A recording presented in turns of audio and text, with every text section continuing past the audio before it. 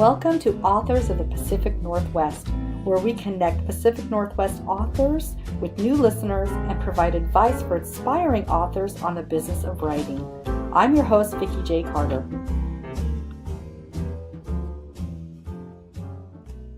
So hi there, podcast listeners. Thank you so much for coming back to the Authors of the Pacific Northwest podcast. Today I have Trish Heinrich, and I probably have said it wrong. So Trish, say hello to everybody and correct your last name if I said it wrong, please.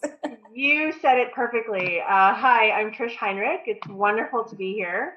Awesome. Well, I'm so glad you're here. So Trish, we usually start out with a little bit of introduction. So first tell us, it's a two-part question. So the first part is, what state in the Pacific Northwest do you live in? And if you have a job outside of being an author, what is that job, if you can share it with us? So I live in Washington State. I live on the Kitsap Peninsula.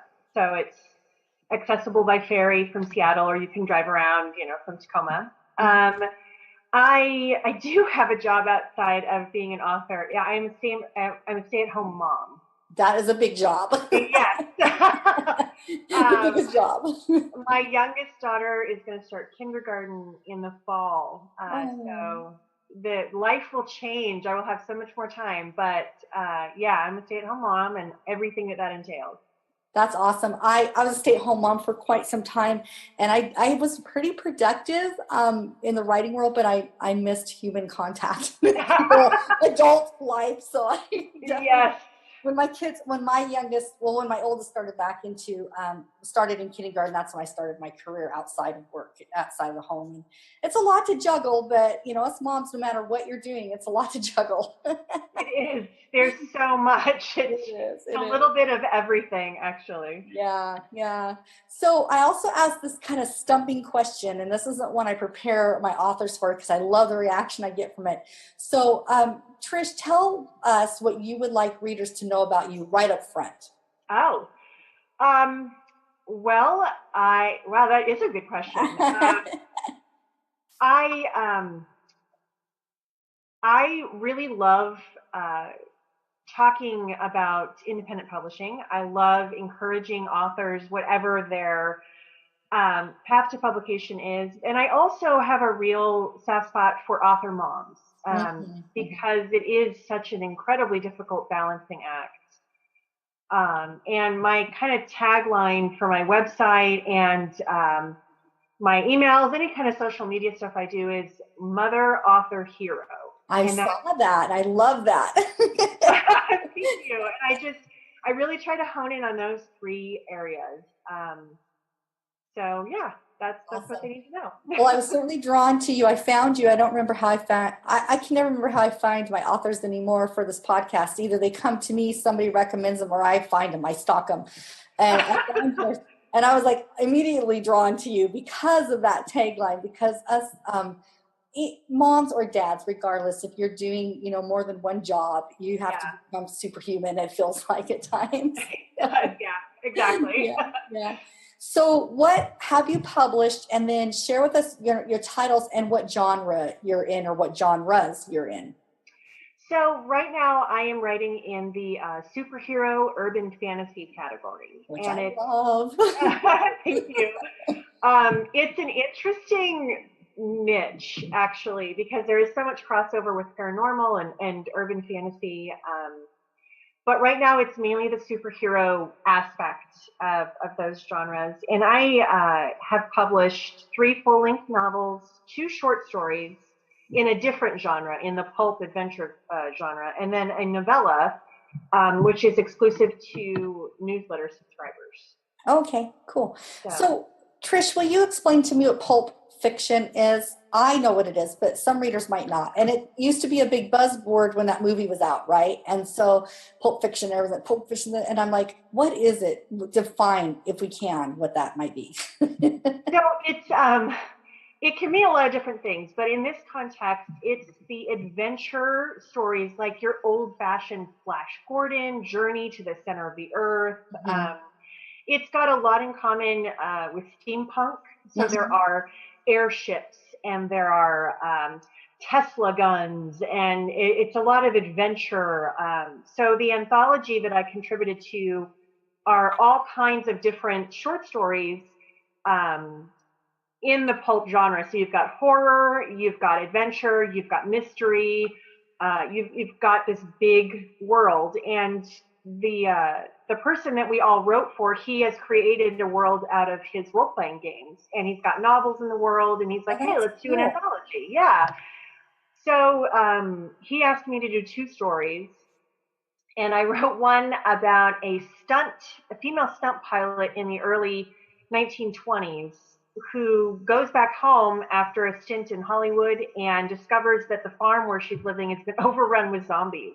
Oh, I love it. And so her and her friend are going to try to figure out, how do we defeat the zombies? And then the other one I wrote was, he wanted me to focus on more the superhero pulp aspect. So I said, okay, I can do that. Yeah. And I wrote a story about a little girl who was very sickly and poor, and her brother goes missing. And so she has to go find him, and one of this city's famous vigilantes shows up, and the vigilante and this little girl team up, and they free her brother and a couple other boys that are being held captive by the nefarious Red Hood, I think is the name of the villain. So it was a lot of fun. Pulp stories are very fast paced. Mm-hmm. There's not a lot of fat, I guess you could say, in the story. Yeah. So it was a good challenge. It was also a really good writing exercise because they were I can imagine.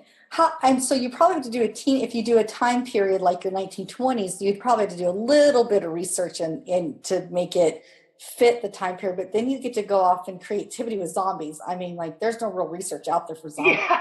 You just make it up, right? Yeah, well, and he does have a lot of world building. It's alternate history. So his 1920s, it does have the First World War, but you've got airships everywhere, and you've got the zombies are created out of his role-playing game. So I had to ask him, I said, okay, what kind of zombies are you wanting me to write about? So there was research, but it wasn't of exactly the historical kind. It was more, what's your world that you want me to put into the story? So that's super cool. I'm just now, I won't admit how far into my 40s, but I'm into my 40s. I'm just now getting into the role-playing thing. My oldest daughter and my son-in-law are very, very big into role-play. That's how they kind of form their whole friendship groups is all around it. And they're moving back to my area. So they've always had clubs that they've done, role play almost monthly, if not weekly. And so they introduced me to one very famous one and got me into it. And I'm like, why have I not discovered this before? Probably because I'm too busy being a mother and all this other stuff. And so I love it that I have geeky kids because I get to do that with them, because I'm all into like computers, and they are too. We're very geeks in our family, but so much fun. So I think that'd be fascinating to write for role playing, trilogy like that or something. That'd be so fascinating. It was a lot of fun, and I love his games. He's a good friend of mine, so I play his games a lot too. Super cool. Well, you'll have to share with me the link for the games so that I can share it with my kids, because I'm sure that if they don't already know about it, right, they'll probably be eating that up. Oh, absolutely, they're wonderful. So let's talk about the publication journey for you. You mentioned already that you love to support people that are independent publishing, so I'm guessing that's your route. Is that correct, or am I just guessing? No, that's what I chose to do.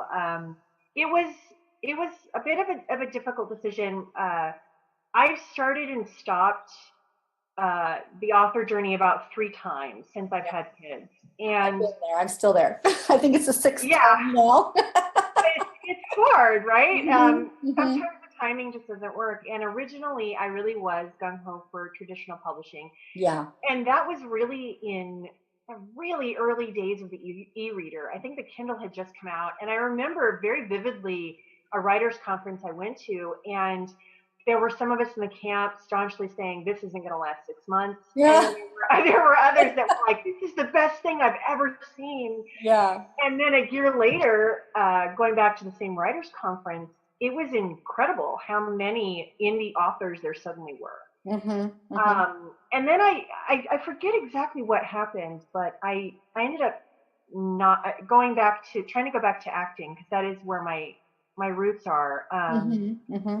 That's a whole nother story. But anyway. Oh, we might have to dive into that someday in another podcast. Okay. I know that story. Okay, no problem. I may be branching out on topics for listeners, just so you know. Okay. But so in 2015, that I just decided, you know what, I need to write. So I did National Novel Writing Month, NaNoWriMo. I'm so excited for this year because I'm going to do it this year. I'm going to take time off from everything, and that's all I'm going to do. So I'm so super excited. It is a rush. Let me tell you, it's such a rush. But I did it, and I didn't know what I was going to do, if I was going to do anything with the book or not. And then at the end of it, I had a really long talk with my husband and said, because we had talked about, I'm going to probably need to go back to work part-time because my youngest is starting to get to that age where that could be viable. And I said, look, I want to try this instead. I want to try to be an author for a few years instead. Mm-hmm. And that's when I really started taking a hard look and researching traditional publishing versus independent publishing, the pros, the cons, and listening to authors that were hybrid authors, which is a little bit of both, listening to authors that were independent, who had been traditionally published and why they were now independent. And it just became really clear to me that that was the right path for me. I love it. I started out on this journey and this podcast doing the podcast to research about specifically independent publishing. But also I wanted to hear perspectives of other authors. So I've gone through this metamorphosis already where I went, oh man, indie, all for me, indie, all the way. I'm just a control freak. That's what I want to do. and then I meet these other authors that are working with smaller publication houses and they're getting really great treatment. And I'm like, wait a minute, maybe I should do that. And then I'm just back and forth. I'm like, Vikki, first you have to write the darn books. And that's kind of where I'm like, I tend to be drawn to independent publishing because I like the idea of it, but it's so much work. It is. Not that I'm afraid of work. Trust me, I love working, but currently now with the podcast and work for my day job and my life, I feel like I have 4 full-time jobs. And so I'm like, how do you pare this down? So talk with me about that for you. How do you balance it all? I mean, because you've made a pretty commitment. It's either this or you got to go back to work outside of home. So it's a challenge. As my girls have gotten more independent, I have an 8 and a 5-year-old. So as they've gotten more independent, that has helped. But I have a schedule, and it's the only way I can do it. I treat it like a job. Good. And so when I was first starting out, what I decided to do is I had this massive novel. So in 30 days, I had written a 90,000 word novel. Wow. Yeah. But about 75% of that went to the trash bin because it was all over the place. So as I was trying to get a handle on revising this big book, I decided, okay, I am going to look at marketing, because if I can't monetize this, there's no point, right? Exactly. And so I wanted to know what I'd be getting into. If it was something that I wanted to do, if it was something that I thought I could viably learn. And the more I got into it, the more I realized, this is a lot of work, but man, am I loving it. I didn't realize how exciting it was to learn about ad copy and I kind of love this and reader targeting and audience targeting. And I'm like, I never would have thought I would be so into it that I would buy books and listen to hours worth of podcasts of people. Oh, I know. The podcasts alone have changed everything for me, right? Because it's like when I looked at this years ago before Amazon, so this is how long ago it had been. Before Amazon, I wasn't even considering it. I was going to go traditional for sure, but then I knew the traps of traditional. It's hard to get in. But since the whole Amazon, all this kind of stuff, and then the podcast, lots and lots, there's very good podcasts out there. So mine that I'm doing right here is I feel beginner podcast, but there's some very, very good podcasts out there that talk about how to do this. And I'm like, I can do that. I get so energized. I can do it. I know I can. I'm fascinated that you're in love with marketing, because a lot of the authors that I talk to, a lot of independent authors are not necessarily in love with the marketing. So listeners, when you get this, go on to Trish's website. You'll love her website. I was totally in love with your book covers, your characters, the female roles that you're putting up is just awesome. So talk to me a little bit about how you did that. Do you work with somebody? Do you work with an artist? Are you working by yourself for your design, your cover designs? Or, I mean, is this a whole new you didn't know existed that you could do it? Oh gosh. Well, I know I knew my limitations kind of going in as far as that goes. But my good friend, so the friend that I wrote the stories for the anthology for, that does the role-playing games, he's been a graphic designer for 30 years. Oh, so it helps to have a friend in the biz. Yeah, and that actually, I said, how much would you charge me to design my book covers? Because I had no money at the beginning, like nothing, know. Yeah. And he was like, I'll do it for free. And I was like, no. I was like, come on, we got to work something out. So he's like, look, you help me out with marketing and I'll do your book covers. How's that? So we're in trade. We trade stuff with each other. I love it.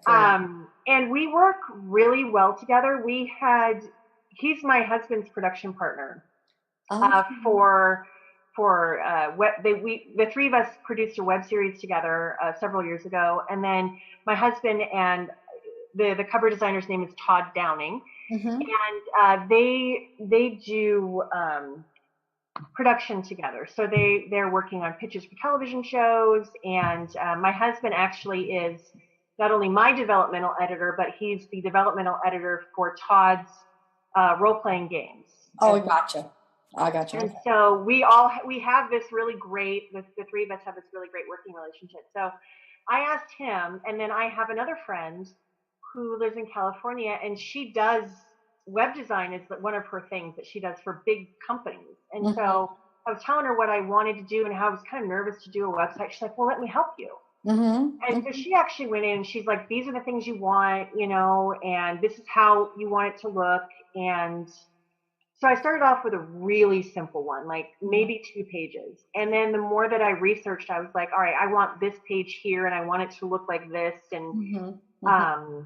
Just kind of stalking other authors' websites. Oh, yeah, that's the beauty of the internet. You can stalk so much. Yes, exactly. And so I looked at what I liked and what I didn't like and what I wanted my brand to be, because and that can be a scary word, like, oh my gosh, what does brand mean? What does reader targeting mean? And so if anybody's listening to this and they all of a sudden got the 1,000-yard stare, don't worry, take it in really small bite-sized chunks, because when you're first starting out, all you really need to know is, this is the kind of story I want to write. Okay, like that's all you've got to have, really. And then as you build on that, then you've got to figure out, okay, when people think of me, what do I want them to think of? Well, I knew I wanted them to think of, female heroes in superhero books or maybe in urban fantasy books. And so that's kind of how I started it. I wanted all of that front and center. So yeah, that's kind of how I designed the website and it got my covers. It's so awesome because you already had built in very creative network around you and you were smart enough to ask for help. You know what I mean? Yeah. I love it. I think it's so awesome. And truly, I do love your site. I'm drawn to you just because of, what you're writing about, what your site's about. I'm very big into superhero, particularly females. Wonder Woman is my ultimate. Like, oh yeah. Oh my gosh, when that movie came out, before it came out, 2 years when I heard it was going to be released, I put it on the calendar, and it was a big deal in our house that I had to go see that like, the minute it came out. So big deal for me. I went by myself. It was like my mommy date, and I went. Did you? Yeah, I went to one of those cushy theaters that have the reclined seats and like have wine. So I got like wine and popcorn. Nice. Well, I'll tell you, here's the cool thing, Trish, is your kids start getting older and they're actual adults. You can go to those things with them. And That will be awesome. That's the part of life I'm in, because both my girls enjoyed going with me, and we just went and saw the Solo from Star Wars, the Solo movie last night, because I've been dying to go see it, but we've been too busy. So finally got to go see that, and my girls and I, we love doing that kind of stuff together. So I cannot wait for that. it's so much fun. It's a blast. Okay, so back to marketing. So what's your tips for social marketing? Because social marketing, like social media, it can be a beast. I'm just now finally embraced Twitter to the place where I like Twitter. At first I was intimidated by it, but now I'm like, oh man, this is actually kind of the easier one out of all three that I use. It's funny you would say that, because I hated Twitter at first. I was like, there's no way I am even going to dip my toe in there. Yeah. And I started just an author that I really admire, that when I was first considering independent publishing, I stalked everything she did, and her name is Joanna Penn. And she's my favorite. Yes, I love her. She's big on Twitter, and she kept talking about how she loved Twitter. I thought, okay, fine, I will look at it, Yep. And so what I did is I use a scheduler for Twitter. It's called Buffer. Yep. And I have the free plan, so you can only really schedule like 10 tweets, but it's really all I need. Yeah. And I'll schedule about 10 tweets, and then I'll also, like for my Facebook author page, you can just schedule that right in Facebook. You don't need a scheduler for that. Yeah. So I'll schedule posts on Facebook as well, and I keep in mind what my brand is. So it's geeky feminism, basically, and geeky female stuff, so I post articles from the Mary Sue, or I do gifts or things I find on Pinterest that I'm like, oh my gosh, that's so cool. And I look for stories online, or if there's an author friend that's got a new release, I'll share that. And it's just really simple. And for Twitter in particular, the authors that I'm following, it makes it kind of easy, actually, because I'll schedule out my 10 tweets, but then when I go on Twitter, I'll look at some of my friends to see what they're doing, and I'll just retweet what they're talking about. Yeah, at first Twitter really intimidated me in the sense I had one whatever we call follower on Twitter, and it was my mother, because I absolutely hated Twitter. I actually had to do it for a work assignment kind of thing. There, I had some people like, get on social media, we need to follow somebody, and you need to do that because you're the boss. I'm like, great, that's exciting. So I created that account, and then I never did bother to keep up with Twitter after that whole process. So my mom was like the only one. And so I was freaking out a few months ago. I'm like, I only have one person on Twitter that follows me. And one of my author friends said, do a Twitter hashtag game. One game, just pick one and do it for a month and you'll get lots of followers. And I ended up doing that and loved it because I'm actually writing. I'm doing little bits of writing. And you have to be very succinct when you write on Twitter because you only get a certain amount of words and you better make sure they're valuable words, right? So exactly. It was a lot of fun. So good. I'm glad to know I'm not the only one that just liked it at first, but now it's kind of the easier one out of the three. I use Instagram, Facebook, and Twitter. Facebook hasn't been super great traction. My Instagram has been blowing up like crazy. And I think it's because people tend to be more visual nowadays. And so Instagram. Well, and Facebook has changed.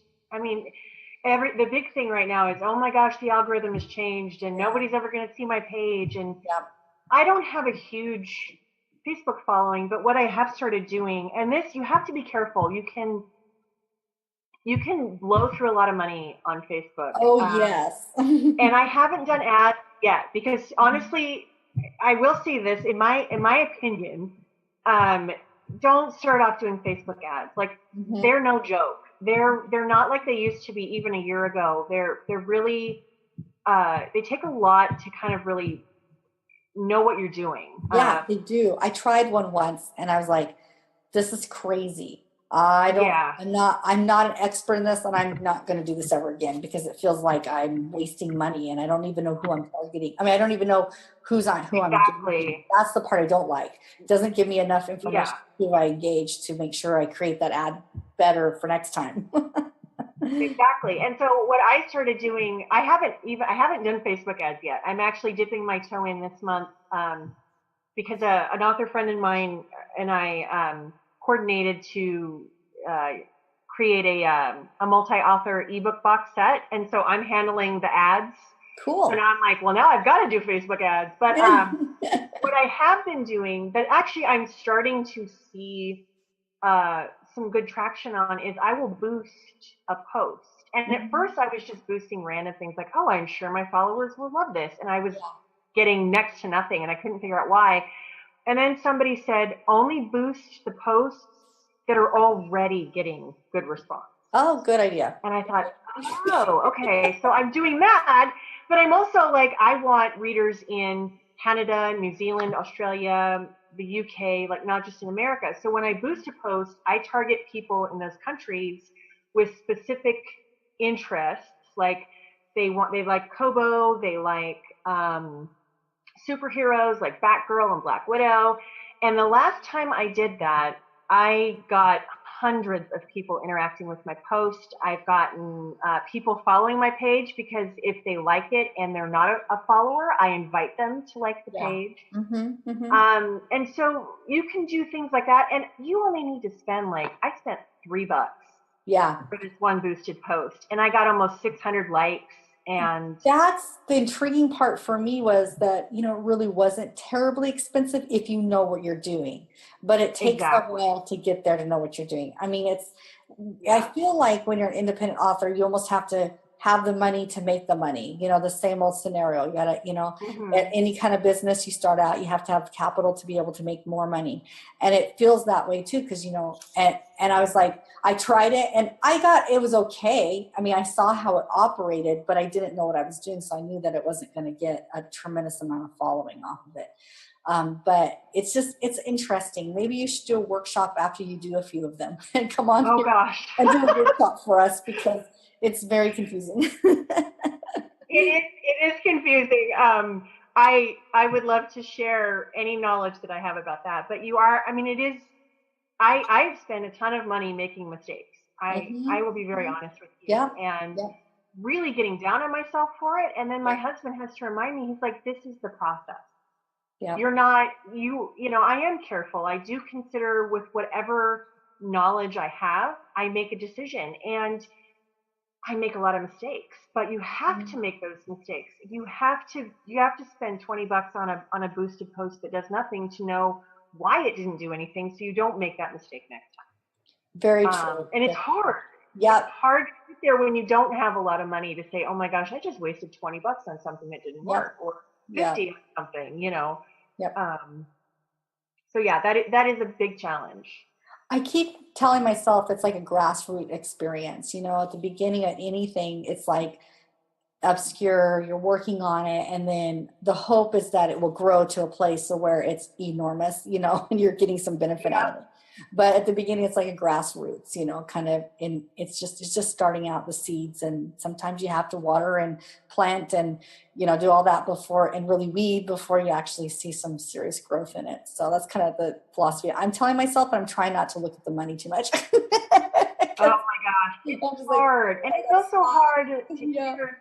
I know. It's hard to hear about all these people that are like, oh, my first book, and I was #1 for a month, and you're just like, okay, but how? How did you do that? Yeah. And honestly, it's And then they tell you, well, I did a mailing list, and I did this, and I'm thinking, well, I did all of that, and I broke the top 100 for like a day, and that was great, but man, I didn't stay there for a week, Yeah, I know. And I think it's hard to remember. This is it takes a lot of time. There are no overnight successes. When you really drill down into what people have done, they've spent years setting up that one #1 for a week or a month kind of experience. Yeah. Well, awesome discussion. So let's set the stage, Trish, for your reading, because I'm sure the listeners are just dying to hear reading like I am. So if you would, tell us the title that you're going to read from and set the stage up just a little bit. And then I'm going to be quiet and let you do that part and have you go ahead and go into the reading for our listeners. Okay. Well, I'm going to read from the first book in my Vigilantes series called Serpents Sacrifice. And what's gone on is the main character's name is Alice, her aunt and her uncle raised her, and her aunt has just been killed. And she's at her aunt's memorial service, and there is a woman named Mrs. Frost that has worked with her aunt for a long time. Her aunt is a successful businesswoman, and Alice is following in her footsteps. And Alice has been trained in martial arts by her aunt, and has really been wanting to get out in the world, make a difference. And so this is Mrs. Frost talking to Alice at the aunt's memorial service, and she's about to reveal something very important. "I was a catch in my youth," said a gravelly voice behind her. Alice jumped. Mrs. Frost's usual old-fashioned dress was simple today, an odd serpent brooch clasped just above her right breast. Her green eyes were rimmed in red, as if she'd been crying. But what really shocked Alice was her bare stocking feet, and the fact that her white hair was hanging in thick curls to her shoulders. "Do you recognize the woman in the middle?" Mrs. Frost asked, tapping the statuesque woman in the suffragette sash. "No. It's your grandmother. We were quite good friends in our youth." "My grandmother?" Mrs. Frost laughed. "So many things you've not been told. That mother of yours—" "You didn't know my mother," Alice said, a fire starting to kindle in her belly. "Oh, yes, I did. Well, did you ever wonder why your aunt did not come get you earlier?" Alice looked down at her hands. "Because your mother did not approve of my influence. She blamed me for what your aunt became." "My aunt was a businesswoman, and though my mother didn't think all that highly of women doing such things, I never heard her say a bad thing about Aunt Diana." Mrs. Frost's cane thumped on the dense carpet as she walked to a nearby chair. "Make us some drinks, and I will tell you the truth. It is past time you knew it." Alice stared at her a moment, but when those piercing eyes narrowed on Alice, she hurried to the sideboard. "Bourbon, neat." One bourbon in hand and a churning in her belly, Alice handed the drink to the old woman and then sat across from her. Mrs. Frost held the glass in her gnarled hands and stared at Alice's empty ones. After a moment, she snorted and took a long drink from the glass. "This is not the first time vigilantes have been in Jet City," Mrs. Frost began, "although it is the first time their work has caught so much attention. There is a tradition, I suppose you could call it, that began 50 years ago. A woman saw the misery of the poor around her and the callousness of the wealthy. She tried to make a difference from within this community at first, tried to change the minds of the rich, but that failed spectacularly. Then one night, she saw an old man being assaulted by some thugs. She stopped them, and in payment for her kindness, the old man offered to help the woman in any way he could, with whatever she wanted. Feeling that this was a strange but important opportunity, she asked him what he had to offer. Among his extraordinary talents was martial arts. Intrigued, the woman asked for lessons. It was not long before she discovered her talent for it and realized what she could do for the poor and helpless of the city. Mrs. Frost sipped her bourbon as Alice stared at her. This can't be real. I will not bore you with all the details of her transformation, but suffice to say, she became something new to help the people of the city she loved. And when Mrs. Frost grinned at her, when I was too injured, too old to do it anymore, I trained another to take my place." Alice felt her mouth go dry. The memory of something her aunt had said a few days before her death, how something wasn't a gift, it was a burden. Aunt Diana? Yes, she was. Mrs. Frost's hand shook as she brought the glass to her lips. She was special. But I neglected to prepare her for how hard it can be to tread the line. Diana was not ready for the damage such work could do to a person in here. She pointed to her heart. What do you mean?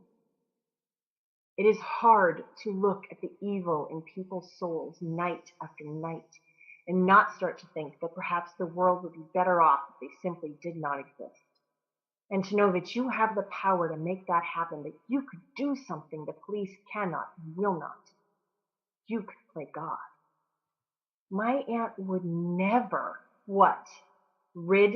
get rid of a killer who twice had been released on a technicality?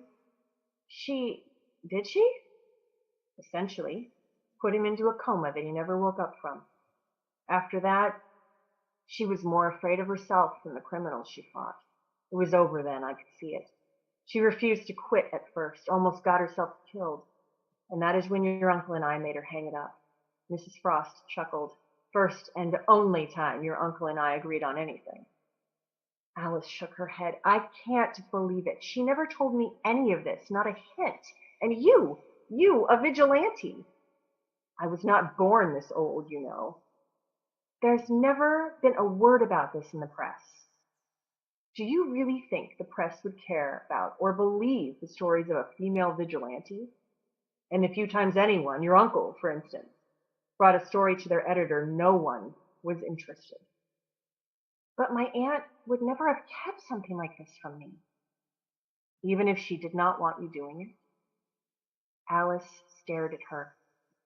She was afraid for you, afraid you would fall prey to her mistakes. But Mrs. Frost leaned forward, pinning Alice with her hard gaze. I think you are made of different stuff than Diana. And if you are willing, you could become the right woman at the right time, as I was. And I'm going to stop there because it goes on a bit more about the suit and all the gadgets that Mrs. Frost has someone making for her. Oh, I am so intrigued. I love it. Thank you. I hope listeners are intrigued as well. So if you are, guys, go to Trish's website. It'll be in the show notes, and pick up her book and finish the story. So Trish, thank you so much for coming on the podcast. We'll definitely have you come back on again. Maybe we'll dive into some of the topics we talked about a little bit deeper. It's like Facebook ads. That would be great. I would love that. Awesome. Well, thanks for being here. Thank you for having me. Thank you for listening to the podcast. We hoped you loved hearing from the author as much as we did. If you did enjoy the author, make sure you find them on social media. Buy their book and write a review. Are you a published author and would like to be featured on the podcast? Visit us at our website to learn more. You can help support the production of this podcast by following us on Facebook, Instagram, and Twitter. Share the podcast with your friends. And most importantly, become a supporter. Supporters receive monthly bonus podcasts and a newsletter filled with tips from our authors. To find out more how to become a supporter, visit our website. And finally, I hope you always remember to enjoy the journey. Until next week, this is Vikki J. Carter saying goodbye.